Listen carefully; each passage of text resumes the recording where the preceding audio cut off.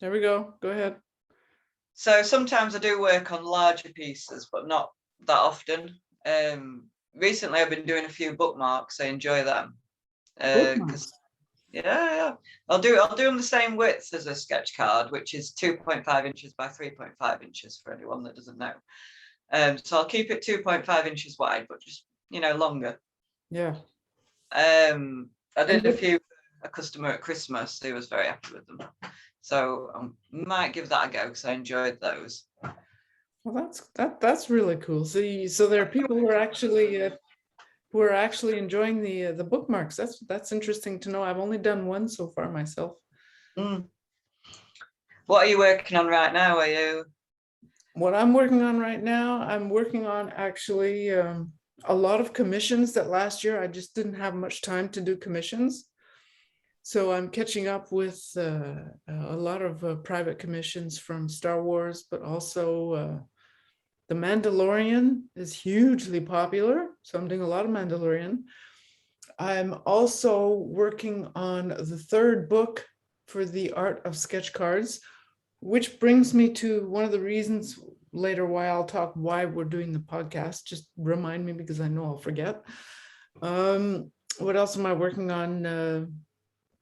I'm also working on some dragon sketches and some dragon cards and stuff like that. And Ultraman for RR Parks cards. And that's pretty much it. I haven't heard from Tops in quite a while. So Me either. I don't think anyone has, to be honest. nope. I haven't heard that they've contacted anyone recently. For those who don't know, if I'm not mistaken, I believe Tops was bought by another company, of which I didn't note down what the name of that company was, but I think it has changed hands. So we're going to see what happens with that. I'm pretty sure that it's going to continue for some odd reason. I don't see why sketch cards would stop. But of course, whenever things change, who knows, maybe the artist roster changes and stuff like that. I guess we'll find out eventually. To be updated as we go along. yeah. We'll let y'all know. I mean, I've been doing pretty much the same, like catching up from last year and, any commissions, because time does run away from you. I can't believe we're nearly in March already. Yeah. Whenever this podcast comes out, which will probably be sometime in April or May, I guess. Yeah, we're recording this actually at the end of February. Pre-record. Yes. Yeah, it's, you never exactly know quite how long something's going to take you. So No. it can be a bit, when the customer says how long, I usually say, well, a couple of weeks, give me a couple of weeks, and hopefully we'll be done by then. I can get all the sketches done. I mean, luckily, I'm a really fast sketcher. So if somebody comes to me with an idea, I can have a sketch for them in 10 minutes and so, get it approved, and then it's good to go then when I've got time to do it. That's a real skill. Well, Really it really skill to helps have. with, Chinese customers and but people who don't speak very good English, Yes. like trying to explain to me what they want. So it's just best to show them that preliminary so they can see what I think they want. Yeah. And correct me if I'm wrong. It just helps you presenting the artwork and then going, I didn't want that. Like, yeah, it works a lot better for me doing it that way around. That's a little mini episode that we might like to do is what's our process in preparing sketches for commissions, those preliminary sketches. Not everybody asks me for preliminary sketches, I must say. Every once in a while, and I don't mind one way or another. It depends on how much stuff I have to do already in front of me, but otherwise, preliminary sketches is pretty important to what it will end up being. Of course, I think one interesting thing is that we work with different mediums, meaning, for instance, myself, I work mostly with paint, with acrylic paint, occasionally with oils and inks and stuff, but mostly acrylic paint. So sketching for me, it's mostly just a shorthand to tell me to remind me where I'm putting stuff, and then you just kind of sketch with the paint after. For you, when you to do with light, isn't it, and contrast, and it's about Shape the painting of the actual piece, isn't it? You know, where and shapes. It's very much painting the shapes and how the shapes relate to each other. Like even a face is, it's more of a shape than it is really. Well, I mean, yeah, it's a face, but you know, you're painting the shapes and trying to. Would you say that you're an impressionist? I wish I could say I was an impressionist. I would put you in the impressionist camp, definitely. I really would like that. That's been like pretty much my lifetime. Abstract, well, not abstract, but with a little bit of that in. But impressionism has, if I may say so, I've been impressed with impressionism. It's I think they're beautiful, absolutely beautiful. But it's completely different to what I do, obviously. Explain what mediums do you use? Excuse me. It's Copic markers and pencil crayons mostly. I do use watercolor on some of my realism stuff. Recently, I had a go at watercolor on some of my cartoon stuff just to see, because I do like to mess about and play around. And it looks okay, but I'll probably go back to Copic. I think the cleaner look is better for the cartoons, really. Do you find that people who use watercolor on their cartoons, I absolutely love it. Like Juan Menendez, we've seen his work. Like, love his work. But so it suits what he does. But I think I'm going to stick with Copics and pencil crayons for cartoons now. Do you think that cardstock has an effect on the medium that you can use? Definitely. Yeah, definitely. I've had some stock that's so smudgy. You try and put your Copics down and it almost looks like you've done it in paint because it's so, it's like it has a glossy cover to it or a shiny, like almost like a plastic. Yes, yeah, and the ink just kind of slides around on the top of it. Doesn't seem to like that much, no. For that, I'm really lucky. Acrylic, you can pretty much paint it on anything. It really doesn't, there's not much it can't go on. Wood, you have to use maybe a little bit more paint. Yes, there are wooden cards out there and they're amazing. That's something for later on. We're going to be having a guest, probably. I hope he's probably going to say yes, who actually uses a lot of wood in his in the sets that he produces and hires people for. But very often we have to put a gesso, some kind of surface on, otherwise it's a little bit trickier to get some of the mediums to work. I recently did some acrylic wood painting for one company. I don't know if it was just out of practice or if I felt rushed or I don't know what it was, but I wasn't proud of myself. Oh, the first time I tried it, it was like, oh my God. First time in a long time that I was really, sad about what I'd done. So I think I need a bit of practice with acrylic. It's been a long time. If I'm going to do any more sort of wood stuff anyway, I need to brush up on it. So I'd love to speak to anyone who's used to painting on wood. Like you just said, you need a little bit more. A little bit more gesso, but gesso you could probably put a few, like I haven't done this, and I have a feeling that a few of the guests that we'll have on could probably help us with this. We should actually make a note of that.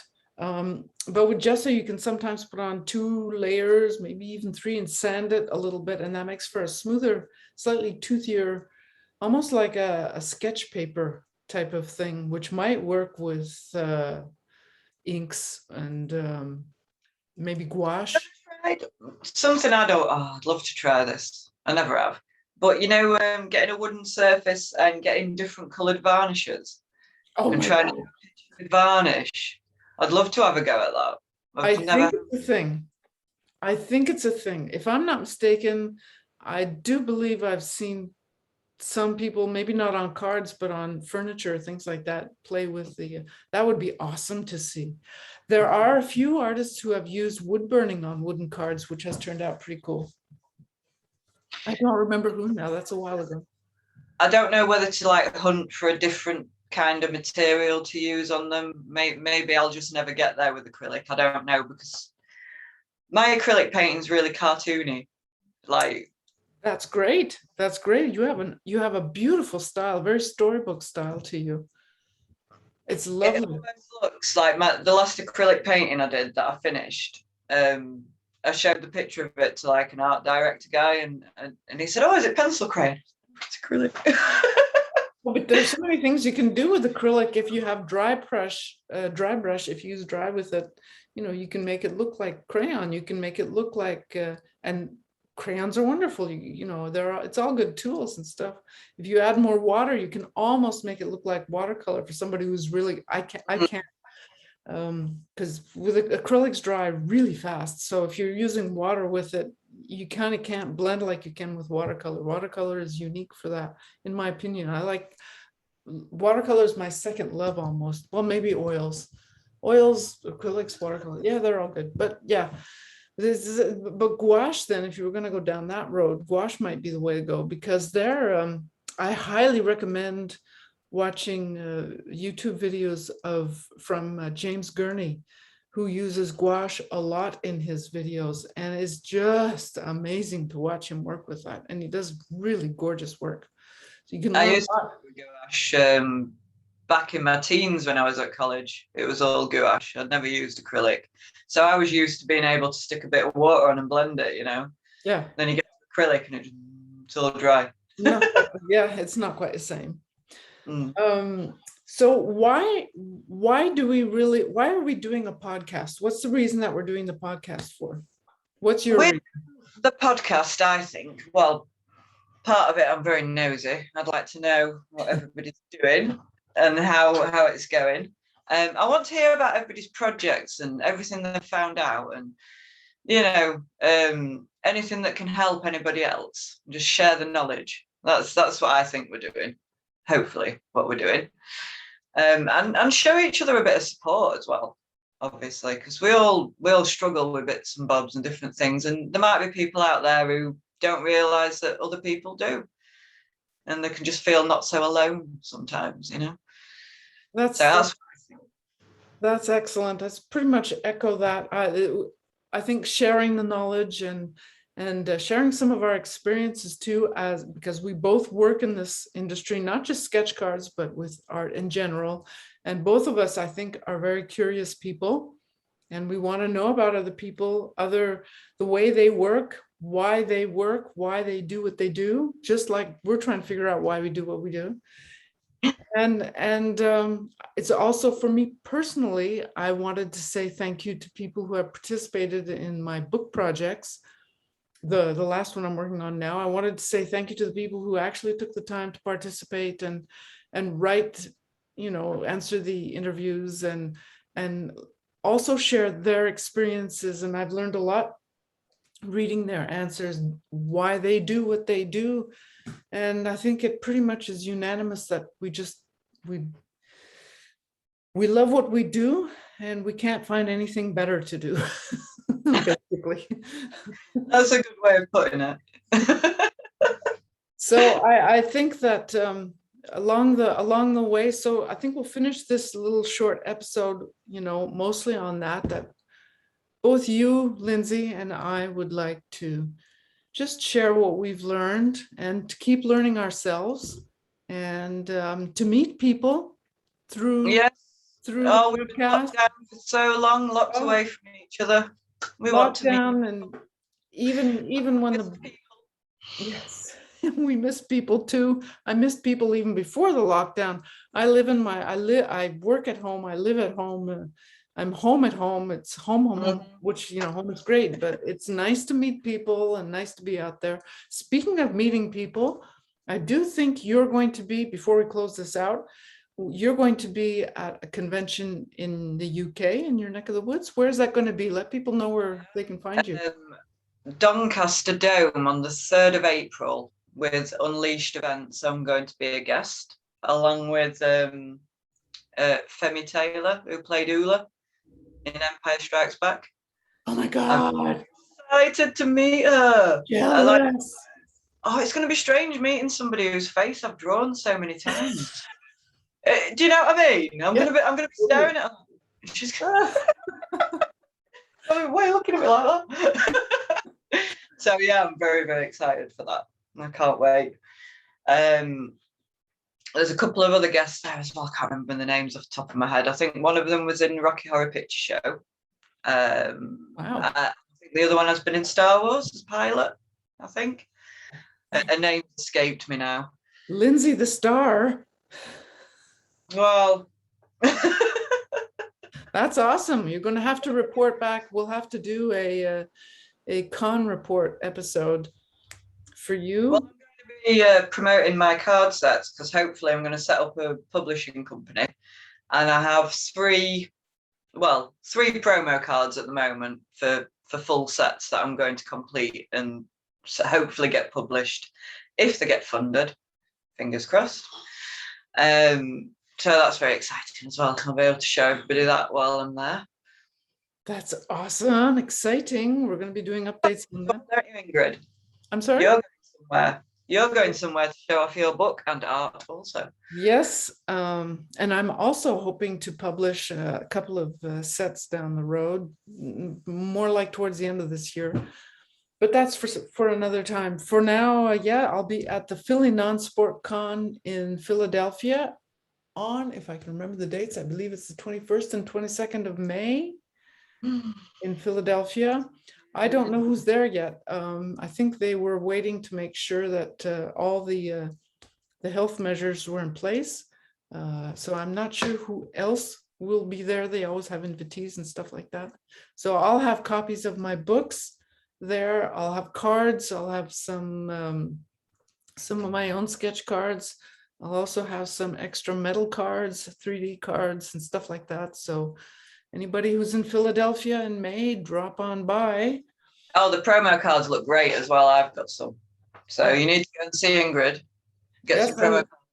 If you're in the UK, you have to go. Oh yeah, and I'll have promos from Lindsey as well. That's right. I'll have promos from Lindsey's sets at my table too. And she'll have some of my promo cards at her table in the UK. So everybody who's wherever they are, they got to go see everybody. And you get what I'm saying.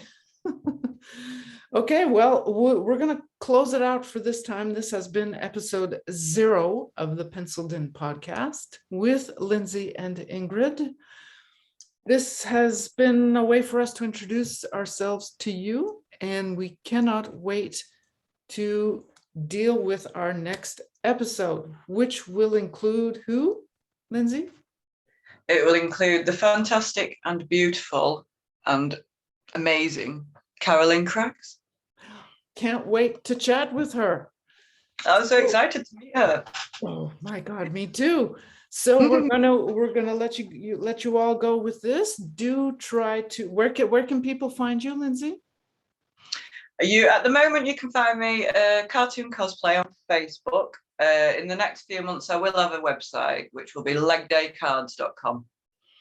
Okay, and you can find me as Ingrid KV Hardy on Facebook, or on the Patreon, on my Patreon, which is going to help support the podcast also. Even $1 a month, if you feel like supporting the podcast, would be great. It all counts. That would be at patreon.com/Ingrid Hardy. That's right.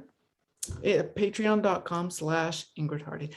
So we will be back next week with an episode with the amazing Carolyn Craggs. Excited. Hope to see you there, everybody. Yes, see you then. Bye-bye.